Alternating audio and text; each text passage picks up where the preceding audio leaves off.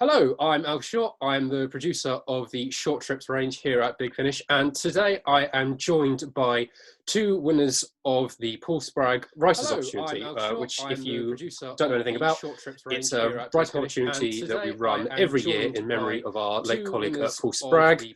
Paul was very keen to develop new talent, and we thought this opportunity would be the best way to help honour his memory and push forward his positive legacy in the company. And I am joined today by two fantastic writers who I have had the absolute privilege of working with before, and they are, starting with the 2018 winner and writer of The Last Day at Work. I'm Alfie. I'm the producer of the oh my goodness, it's me, Harry Draper. Hello. I'm joined by two winners and the winner of the 2019 opportunity with the story Best Laid Plans. It's a writing opportunity. Hello, I am Ben Ted. Yay! And we have everyone. Fantastic. So yeah, just to kick off, what we're going to do today is examine your whole journey, memory from conceiving your idea all the way through to the end of the process, listening to the final show, and then any tips that you would give to people entering the opportunity going forward, just as a way of helping people out and getting your story out there. So starting with Harry, and then we'll move on to Ben. Harry, what inspired your story in the first place?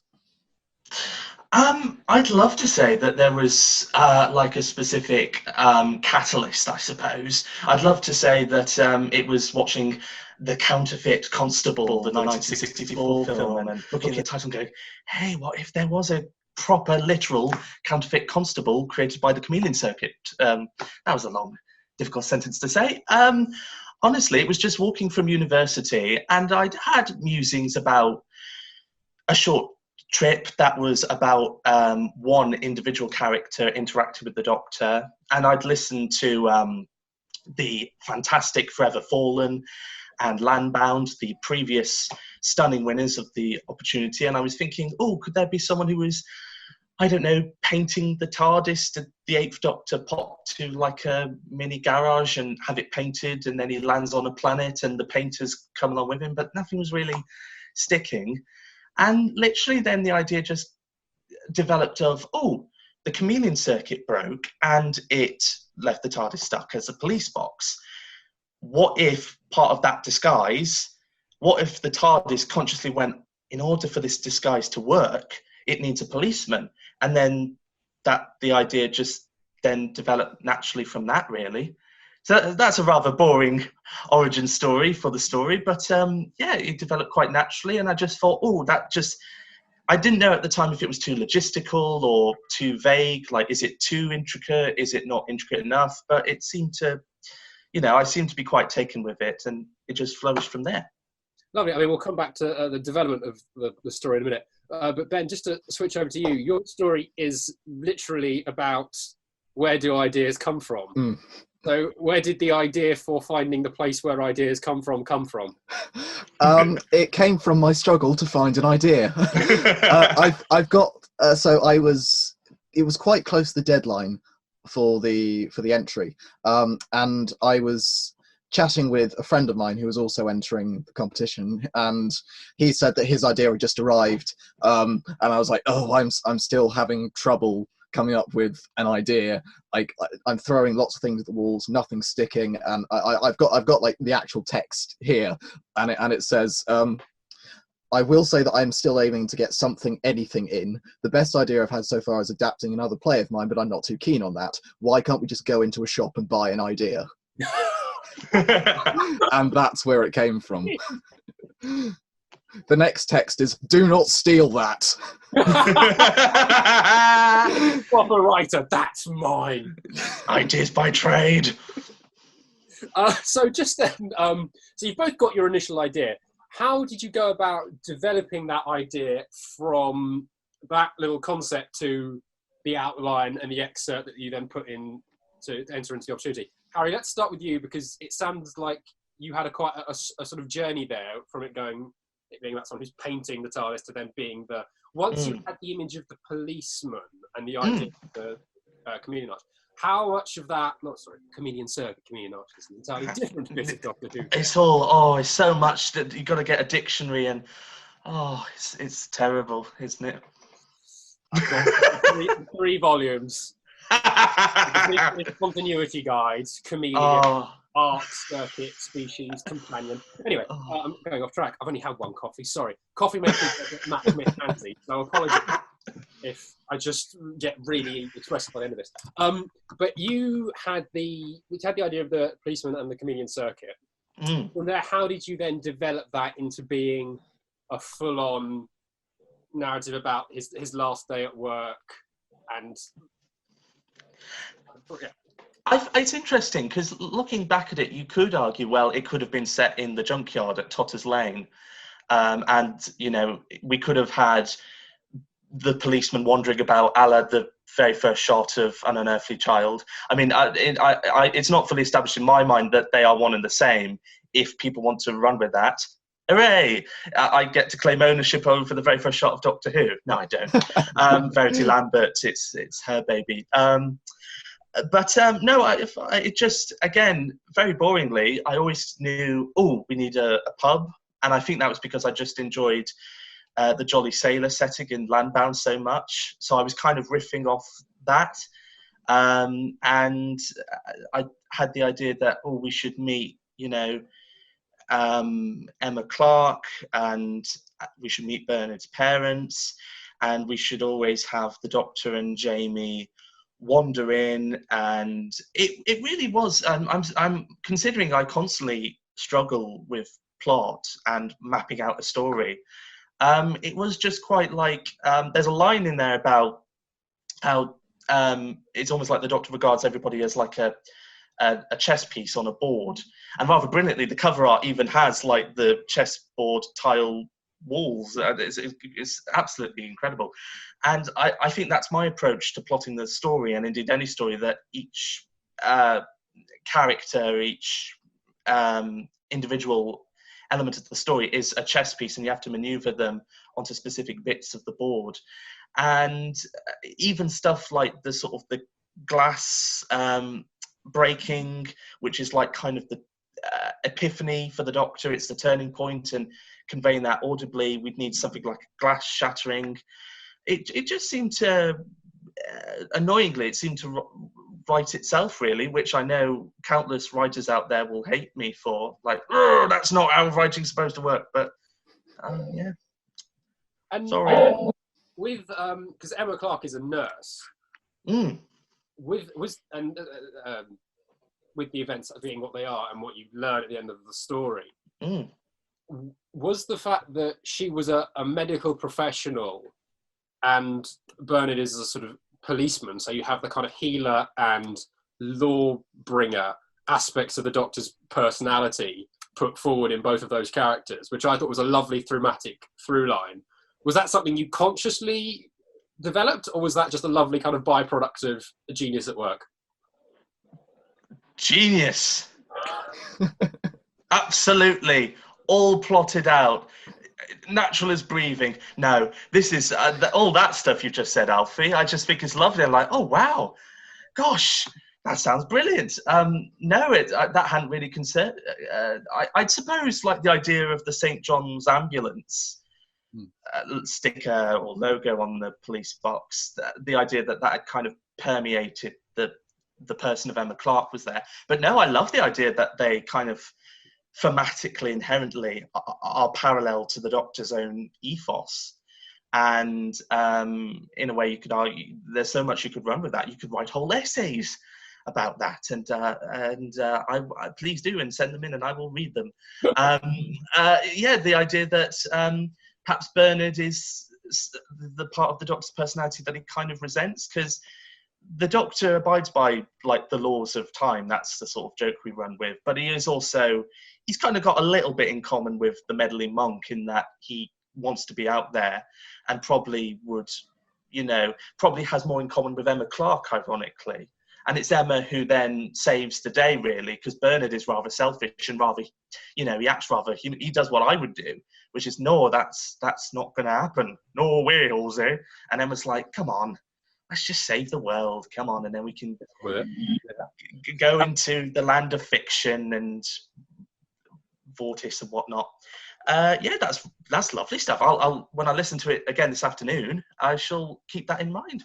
Brilliant. And Ben, did your outline and synopsis write itself after the idea just came to you? Was it as easy as that, or was it a bit more of a...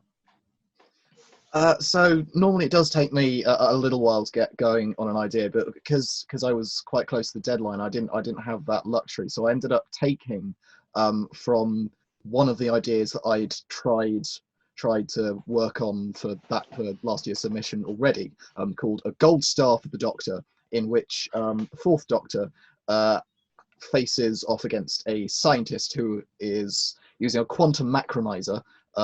He needs Gyrinium, which is a metal that powers the quantum macromizer, but he can only do this by winning a Galacticus award because they're made out of pure Gyrinium. And it just wasn't quite working for me, that idea, but it had elements that I liked, so I just liberated them really from that and combined them with the idea of the ideas shop. And of course, the quantum macromizer does appear, and Gyrinium has a tiny little mention in there somewhere. But once I had those two elements of it, I suppose it did start to come together a lot more easily than normal, I suppose, because in a way half the work was already done. And with that initial submission, did either of you find writing the excerpt or the outline easier? Ben, starting with you. I think I'd probably say it was the excerpt that I found easier, because I needed to figure out all of Draxel's character arc somehow. I need to figure out all the bits that happen in between, all the bits that lead up to the Doctor and he and the Doctor having this confrontation.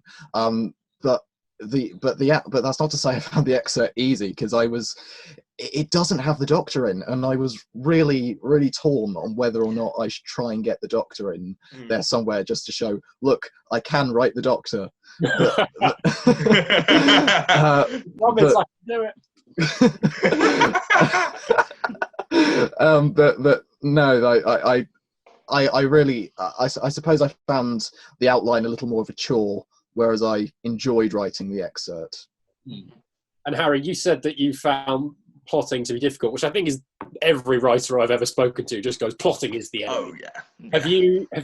Were you having a similar? Was that similar for you that way around?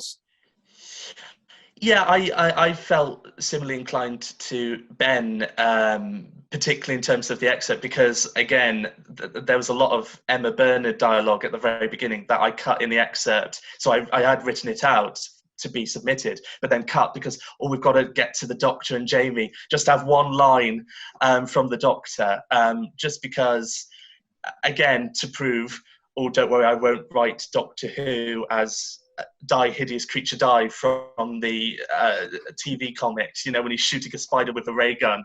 If the Doctor had gone into the pub with that ray gun, it would have been a disaster. And also because I thought it would be a nice cliffhanger for the excerpt. And I'm sure you were the same, Ben, just to leave the lot at Big Finish go, we want to see what happens next. We've got to find out.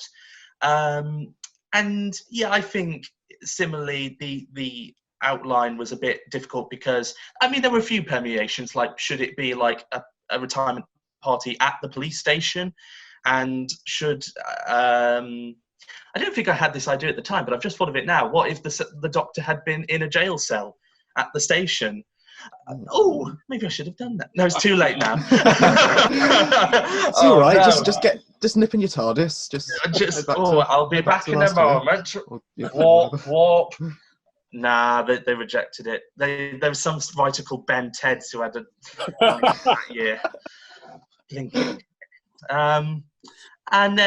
But then once you have that outline all plotted out, mapped out, you can then go on to the excerpt, and that's when some of the magic starts happening. Like, I can't remember if it was in the original outline, but I remember writing in the excerpt, oh, they could be at Barnes Common, which is a reference to Doctor Who and the Daleks by David Whittaker. Oh, how marvellous. So that's when some of the magics really started to sort of happen and sort of start to convince me or self-delude myself that it might just work.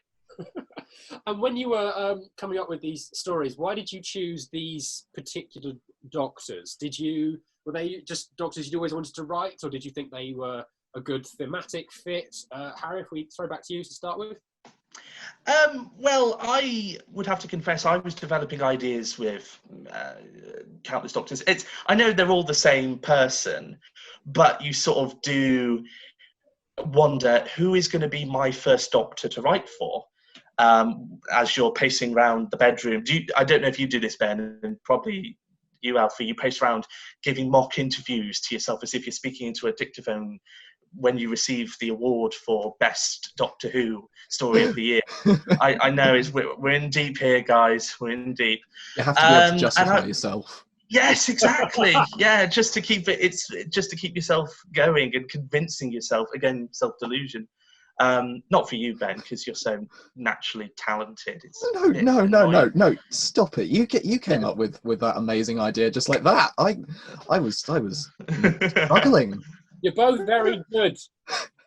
Hey, cheers, Alfie. We've all proven this. And so I was developing ideas with. I think in the first year I submitted a first Doctor and a fourth Doctor. Second year, sixth Doctor. Third year, I was probably going to submit a Paul McGann and a Matt Smith because they're two particular doctors that I'm very fond of indeed. But then when the idea of doing the Bernard Whittam story came along, I had at the back of my mind, oh, it might work with William Hartnell, and that makes sense, indirect sequel to An Unearthly Child. But I thought the problem with William Hartnell's Doctor, and this isn't a criticism against it, but William Hartnell's Doctor would just be sort of like, well, for goodness sake, Watson, my boy, just get on with it. It's not my fault. Whereas the second Doctor, he really feels, if he gets something wrong, he really feels the damage has been done. He really panics, and I felt that will make for the most dramatically satisfying moment when he backs against Jamie and drops the glass and it smashes on the tiles of the pub. I thought so. It was nice because I think the second Doctor just naturally fitted. And again, not a criticism against the fourth Doctor, Tom Baker, but he would sort of boggle at Bernard Whittam and go, I suppose you could go. Who knows, eh? The second Doctor was the most dramatically satisfying Doctor I felt in that story, and it means you can write Jamie, and I really enjoyed writing Jamie. They're a lovely duo, the second Doctor and Jamie. So I just felt, I'd like to write them. Brilliant. And Ben, obviously, same question. You went for the 12th Doctor, right down the other end of the timeline. Any particular reasons? I mean, when I was reading it, this is very much the Doctor teaching someone a lesson, and you have the 12th Doctor becomes a professor and a teacher. Was that in any way an influence, or did you just like 12? Oh dear! Oh no, not at all. Oh dear. No, so I started off with maybe thinking the fourth Doctor, because I had that fourth Doctor story that I was adapting, and I thought about it for a little while, and then I was like, maybe the 11th Doctor, because whilst I don't get me wrong, I like the fourth Doctor, I prefer the 11th Doctor. 11th Doctor's my Doctor. Hey. But then, as I was thinking about the outline, I was thinking, what we really need is someone who can provide like a really good foil for Draxel, because Draxel, in his heart, he's not a villain. He just needs a slap in the face, and I don't see the 11th Doctor as being a really slappy person. Even he needs a verbal slap in the face, and that's what the 12th Doctor is really all about. And the 12th Doctor also has this really manipulative side that I wanted to exploit as well, because we see that in something like Kill the Moon, where he knows exactly what's going on all the time. So I wanted to sort of delve into that side a little bit more. And also I thought if I did a new series Doctor, I might stand out a little. less previous years. Exposed. Let's just get that on film right now. Yes, actually, yeah, the 11th Doctor, if he wanted to slap in the face, would probably slap himself in the face and sort of go, no, wait. Who's got tea? It's Matt Smith disguised as Alfie Shaw. Big Finish have got Matt Smith back. You can all stop asking now. Oh, dear. Bless. So once... So obviously that's the entry. What was it like when you found out that you'd both won your respective opportunities? Ben, do you want to take this one? Youth and all that? Oh, thank you. So it was unbelievable, I suppose, because I never, considered that I might actually win. Really, it became getting an entry in became more of like a personal struggle, a personal challenge for me once I realised I was having difficulty last year. So really for me the satisfaction was actually getting something in. After that I was just like, well, I've got other things to focus on. I've got college, I've got I'm in a concert that I've got to rehearse for, all those kind of things, and then suddenly I get this email and and I just couldn't reply to it immediately because I was processing it all. I had to wait until the next day. I was like, I can't write. I don't think I'll write anything competent if I do. And of course I had to keep that secret for 2 and a bit months. And I remember one day, and this is a true story. So I'm friends with a lot of people who are Doctor Who nuts, obviously. But some people were entering that competition, and then in July, was it? A video went out of you and Rob, talking about all the entries, and one of my friends says, "This could be one of us, and none of us would know." Sorry. Oh yeah. I mean, was it a similar sensation? Oh, I read it. I went, oh, yeah. All right, I'll slip it in somewhere, I suppose. Yeah, okay. Writing those emails is surprisingly nerve-wracking. Even though when I'm writing both of you, maybe it's just because I hate writing emails. I'm just there going, hello, I'm very sorry, but a really nice thing has happened and you're really good. Would you like to come and do this? Because it's such, I'm aware that it's such a sort of important moment for both of you. I don't want to sort of just casually go, yeah, you've won, should we crack on? So there's a weird pressure on getting that email right. Because you only get your first email inviting you to write Doctor Who once. So I was really pleased with mine. How about you, Ben? Did you like your package from Alfie? Yes. I liked it enough that I couldn't reply to the next day because it had that much of an impact on me. So amazing. I think I got mine at 10:05, but I'd gone to bed by then, so I didn't reply till the following morning. So I was just snoring away. Mine was like quarter to 9, I think, and I was out for dinner, and I'm so glad that I didn't check my emails when I was out for dinner, because I was with my musical theatre group, and I think I just would have come. I did actually check my phone when I went to the toilet, and I didn't catch the email. So if I'd gone upstairs and found the email, I think I might have just had to have gone home. There'd have been a queue outside the loo going, when can we use the loo? With a straight face and carried on. I've written a Doctor Who I'm going to write Doctor Who for Big Finish. Yeah, but can we use the loo? I'd give it 20 minutes if I were you. So, moving on. Yes. Ben on the toilet. Oh God! Oh, my work is done. Please edit this out. What was the process like? So once we got you and gone through BBC approvals, what was that process like, developing that story from the initial outline and the excerpt to the studio draft, starting with Ben? it was a massive learning experience for me, because it was my very first professional job. And when you're 17 years old, you don't expect to get like an opportunity like this. So you're sort of flapping about in the dark a bit, going, oh, so I'm just going to write this up using this formatting and hope that's okay. And then when you get the draft back, Alfie's changed it to 12 point Courier New all in, and put notes all over it, like line by line feedback, and it was a little overwhelming in a way, because I really was going from 0 to 100 in the space of an instant. It was all, I'm not a professional, and now I am a professional, and now I have to work like a professional and look at all these professional notes and respond to them professionally. So Alfie was extraordinarily patient with me, which I'm so grateful. Like did you know I was like this young? No, I think you mentioned it fairly early on. I think you did say you were looking at universities. That sort of went, oh, okay. He's annoyingly talented and annoyingly young. This is, yeah.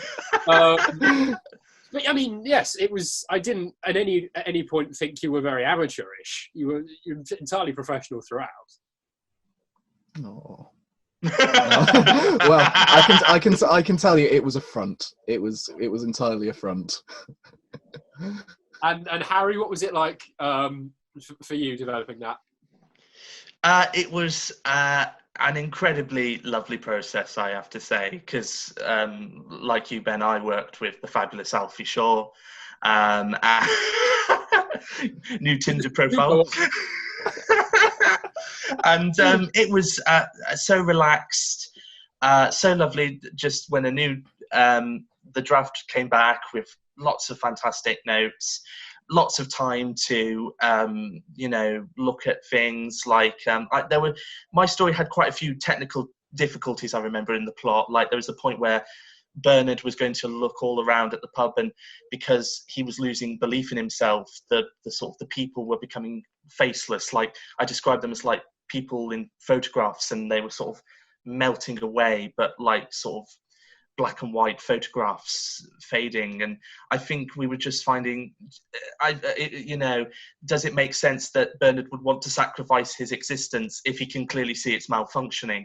And Alfie came up with the genius solution. Well, if everything's perfect, that will give him reason to want to stay alive, as the song goes. And another thing like it's just little things like what other little things, just like, oh, we know it's in a pub, but can we cut down the drinks references? I remember, I don't know why I did this, I think I was just panicking. I described the central column of the TARDIS as like a glass of bitter, and that thankfully Alfie swung in to my rescue and went, I wouldn't do that. One of the things you have to be aware of when you're working on a show like Doctor Who is, even if you set something in a pub, it is still a family show. A family show. Drinking. Yeah. Similarly, we can't do. You can't have people smoking, even if it's era appropriate. Yeah. So it's lots of little things that you kind of got to be aware of. What was great about working with both of you, and possibly just kind of tips that people might like to pick up on the future, both of you, I mean, you delivered on time, always deliver on time, that's always good. Or if you can't, say, just drop people an email and say you can't. You took notes very well, by which I mean you didn't agree with all of my notes, but you were, you pushed back where you felt you needed to, you talked things through, you then delivered the changes very quickly. So, I mean, if you're, I'd say if you were a writer and you're working with a script editor, you have to be both. You have to think you're both a genius and an idiot at sort of the same time, where you've got to kind of go, no, that I'll defend that idea. I think that's right, and I'm going to defend this because I think that's right. And go, oh no, I have actually gone wrong here. Yeah. And you've just got to keep that dialogue going. Would that be fair to say? And any other tips that either of you would push forward, having now gone through the whole experience about developing a story? Maybe starting with Harry. I would agree with all of that. Basically, there were, Alfie was very, you were very responsive to ideas. Like fairly late in the game, I said, "Oh no, we should have Bernard and Emma put their hands on the chameleon circuit, pulling the dead man's handle, as it were, in Bristolian talk." And you said, "Oh, that's fantastic. Go for it." Yes, you just have to have a nice equilibrium, because new writers may be keen to agree with all the notes, because then they'll be seen as a very positive, agreeable person. But it's also worth, you know the story as the writer, so you know the intricacies. I remember we talked about like Jamie's anger at the Doctor, and we were kind of wondering, oh, is that the natural response? And I was sort of thinking, I think I'd like to push for it, just because I think it was tapping into what they started to do in The Evil of the Daleks, which is when Jamie feels betrayed by the Doctor. And obviously David Whittaker was a fabulous genius writer, but it's fair to say that does get diluted throughout the story, and that doesn't come up again. And I thought it'd be nice to do a story where actually Jamie is constantly frustrated with the Doctor. He's constantly thinking, what is he up to now? And I will never do a Scottish accent ever again. I am so sorry. And then you can have a nice payoff at the end where he realizes that the Doctor, it was the right thing to do, even if it, Bernard and Emma had to walk off into the sunset and fade from existence. He does appreciate that the Doctor did his best, and he did help them in the end. And says, "I'll never forget that," And of course, that's rather malevolent, because of course he will forget, because at the end of the War Games he has his memory wiped by the Time Lords. Doctor Who, you're so cruel. And then anything else you'd say, tip wise? Value your script editor. I mean, apart from Alfie being amazing, he is incredibly smart, and having that second, and even having just one other opinion really helped on the best laid plans, because Alfie noticed that we had a massive plot hole regarding Draxel's relationship with the Doctor, and why should he be angry with the Doctor, because originally Draxel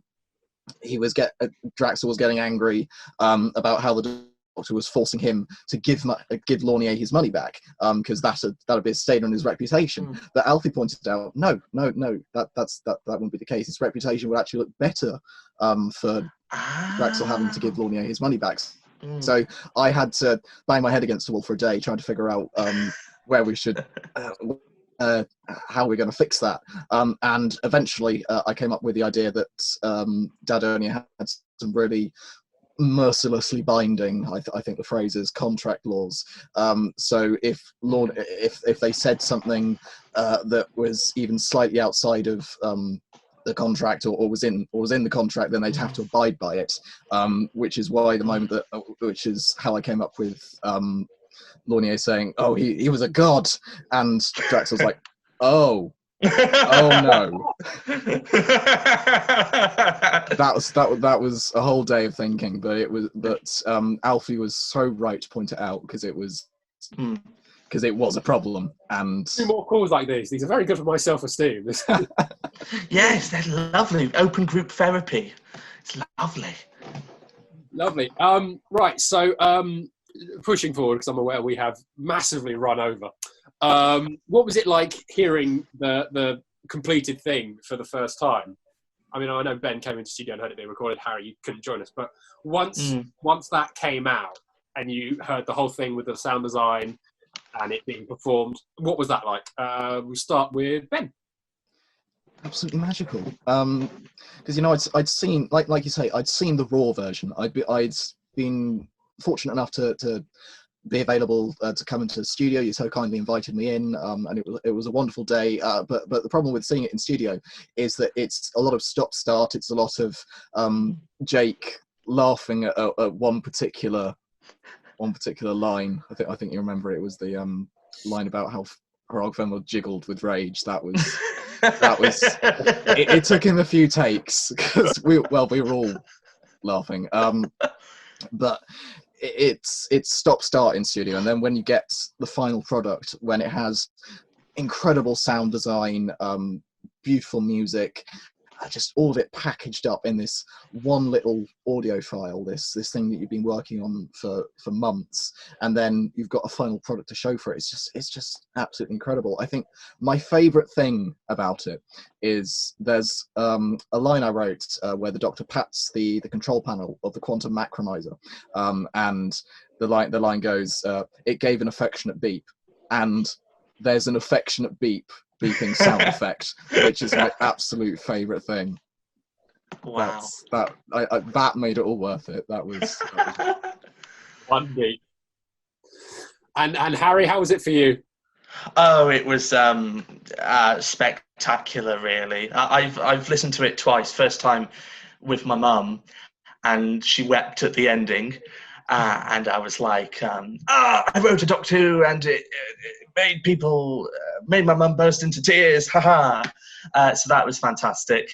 And then I listened to it with my dad in the car to Liverpool, and that was lovely because my very first Doctor Who Big Finish production was, I listened to the Mutant phase on cassette in the car to Manchester in 2007 on the way to the Doctor Who exhibition there. And it was Nicholas Briggs as the voice of the Daleks and the writer. So it was wonderful all these years later to then listen to my very own Doctor Who Big Finish audio in the car, read by Nicholas Briggs, who I then met at Manchester, and I hijacked his panel to say, "Oh, did you like the last day at work?" And Nathan, my friend Nathan, has recorded that video, and I'm going to share that later as part of the tweet along. "I'm really sorry, Mr. Briggs. You were so lovely about it." and we stopped the car, and we'd arrived at the record festival because my dad's huge into vinyl, and I was going to move out the car, and my dad went, no, we're going to finish. And we just sat in silence and listening to the end of The Last Day at Work. And I thought, oh, Dad and I, we both love watching Doctor Who. We're watching Day of the Daleks at the moment, and we'll watch it with fish and chips. And for me, watching Doctor Who with Dad, the jokes and the scares are our bread and butter.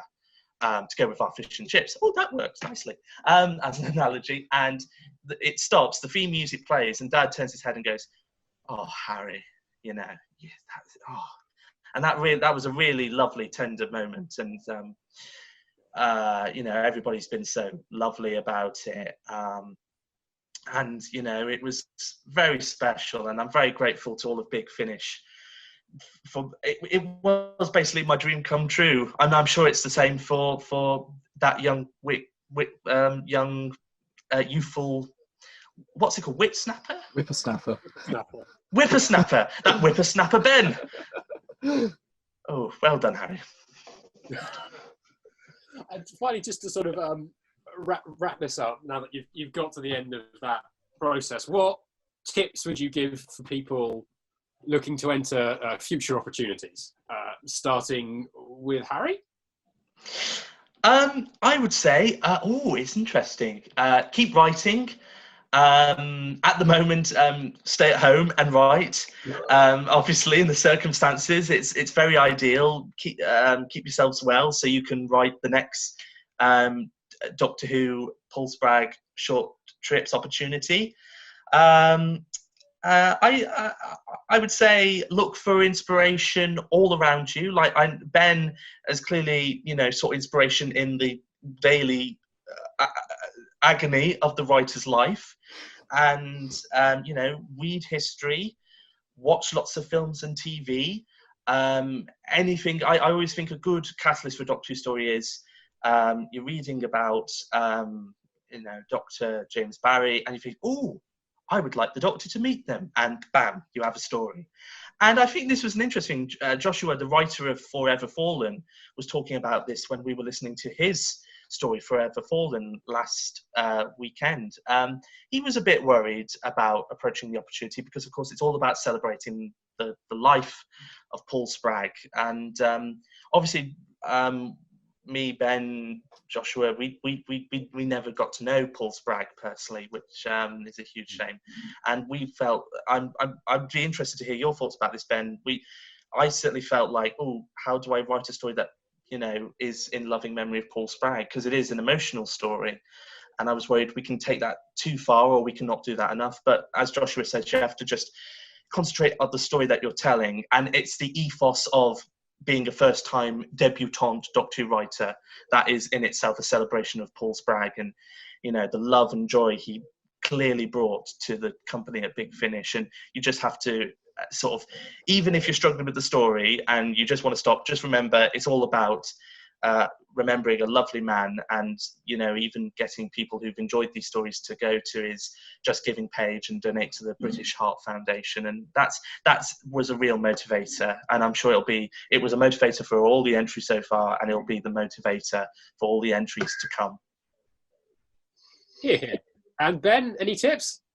I suppose my main tip is don't throw away any ideas, even if they are stupid or ridiculous or you think they're not going to work. Keep them, because you never know what kind of, just the tiniest nugget of something could be what gets you that opportunity. Because I had a whole synopsis for A Gold Star for the Doctor, and it eventually turned out that which I thought wasn't good enough was part of what got me the opportunity, which I'm so grateful for. I mean, as Harry said, it truly was a dream come true. Being a Doctor Who viewer for 13 years and always wanted to make my mark on it somehow, even if this is the smallest grain of sand in an enormous sand pit. I like how it's not sand castle, it's sand pit. We're really in deep here, fellas. There's no escaping. The creature from the sand pit. Write that one down. There we go. Copyright Ben's heads. Fast. Yes, you Teds. Right, well, I think that wraps it up, unless I've missed anything. Woo! Thank you both so much for joining me today. I hope everyone at home has enjoyed watching this and listening to us chat through the process. Now, this is all being done to tie into the hashtag celebrating Paul Spragg. Listen along on Twitter. That's kicking off at 3 p.m. today, starting with the last day at work and then going on to the best laid plans. Hey! By these two fab gentlemen, the stories that we've been discussing. Hope you can join us there for that. Both of the stories can be found at bigfinish.com. They can also be, if you go on the app store of most smart devices, I think, and get the Big Finish app, you can download them directly to your phone. They're both fantastic. They're both free. I mean, what more can I say? What's better than brilliant free things? Guys, thank you both so much. His brilliant free things. Harry's brilliant free things. My brilliant free things? Oh, no. Oh, where did I leave them? Oh, no. I've got a fourth Doctor, but that's not... Oh, it should have been John Pertwee. Oh, yeah. Come back. Hi, Tom. And on that note, I'll wrap up. Guys, thank you so much for joining me. Thank you, Alfie. Absolute pleasure. Wonderful. Hopefully, possibly do one of these again sometime soon about something else. But yes, 3 p.m, hashtag celebrating Paul Spragg. Get on it. Big Finish. We love stories. Good luck to all future entrants. Good luck. Don't be too good. We'll be very jealous of you. Yeah. There's the writer's way. Be good. Not no, yeah.